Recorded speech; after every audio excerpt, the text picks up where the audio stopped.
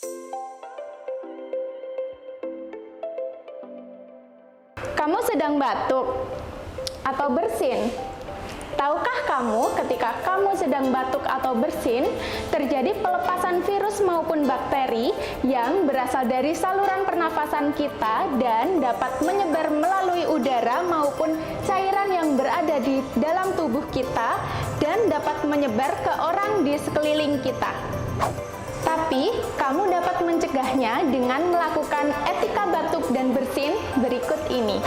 Yang pertama, kamu dapat menggunakan lengan bagian dalam untuk batuk atau bersin. Yang kedua, kamu bisa menggunakan tisu untuk menutup mulut dan hidung kamu ketika batuk atau bersin. Jangan lupa buang tisu yang sudah digunakan dan jangan lupa untuk mencuci tangan dengan air mengalir menggunakan sabun atau bisa menggunakan hand rub. Yang ketiga, kamu bisa menggunakan masker ketika kamu bersin atau batuk.